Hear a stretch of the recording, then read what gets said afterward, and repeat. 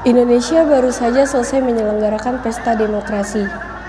Agenda penting 5 tahun sekali ini memang ditunggu banget sama hampir semua warga Indonesia. Cuma ya ada aja tuh rame-rame mengandung ribut yang bikin sakit kepala. Gak cuma itu, banyak juga hubungan yang rusak gara-gara pemilu ini. Setelah riuh hashtag dan perang tweet di media sosial, setelah ribut-ribut di TV ataupun hiruk-pikuk kampanye, kami menemukan beberapa pelajaran hidup yang bisa dipetik dan diterapkan dalam hidup. Berikut beberapa di antaranya. Jangan berlebihan dalam membela.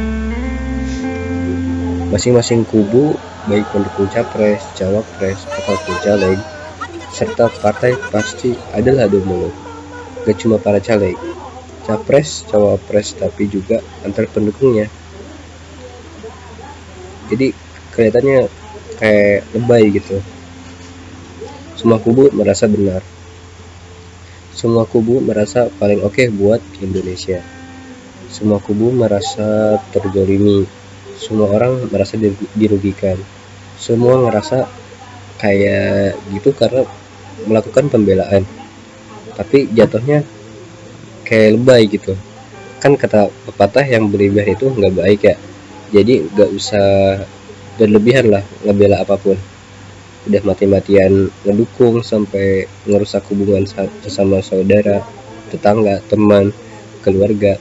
Tapi yang pada akhirnya yang dibela bakal sibuk dengan kepentingannya sendiri.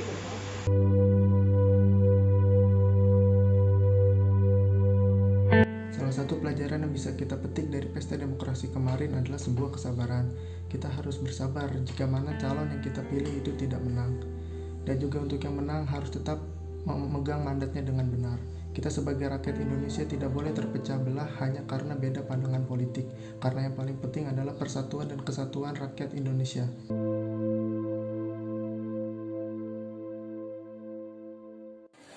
Ada yang bilang, kalau pribadi seseorang terbentuk karena lingkungannya. Ya, lewat pemilu ini kita sadar kalau kita dikelilingi oleh orang-orang yang berpikiran positif dan benar, maka kita akan berpikiran seperti itu. Begitu juga sebaliknya, kalau kita berada di keliling orang-orang yang berpikir ambisius, negatif, dan sampai menghalalkan segala cara, maka kita akan seperti itu juga. Jadi, pilihlah lingkungan yang membuat lo menjadi lebih baik, bukan sebaliknya.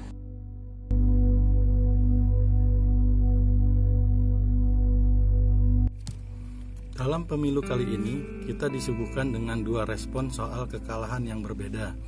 Pertama dari Partai Baru, PSI dan kedua pasangan calon nomor urut 2. PSI ngasih pelajaran buat kita untuk menerima kekalahan dengan lapang dada. Nggak pakai nuduh-nuduh pihak lain. Mengakui kalau diri kalah dan belajar dari kesalahan.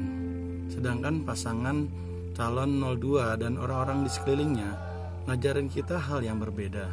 Masih dalam masa perhitungan, udah mengadang-adang kalau pihaknya dicurangi. Udah nuduh-nuduh pihak lain berlaku curang dan membuat mereka kalah. Ya, padahal kan kudunya sabar dulu, jangan langsung marah. Toh ya, kalau memang kalah kenapa selalu merasa diri dicurangi? Bukannya malah evaluasi dan memperbaiki diri.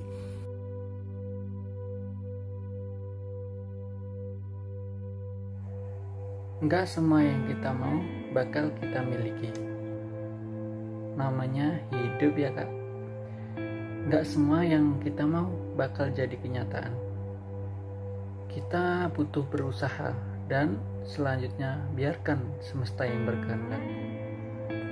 Hidup kan katanya naik turun. Sewaktu-waktu kita bisa dapat apa yang kita inginkan. Sewaktu-waktu justru malah sebaliknya. Jadi ya usahakan yang terbaik, habis itu ya udah relakan. Semoga yang terbaik terjadi sesuai dengan apa yang udah kita lakukan.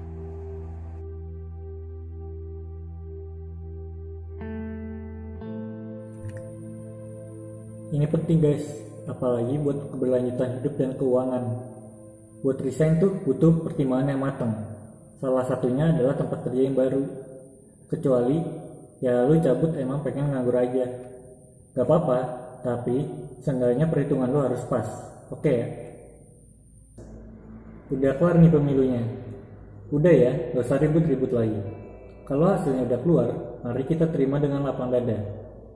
Terus, ya kita awasi kerja presiden dan wakil presiden terpilih, juga para anggota legislatif.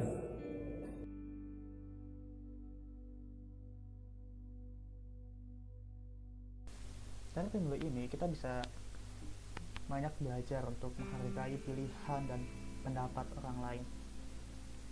Kalau apa kata Najwa Shihab, politik jangan dibawa baper. Kita sering ribut di media sosial, padahal kedua paslon juga rukun-rukun aja kok.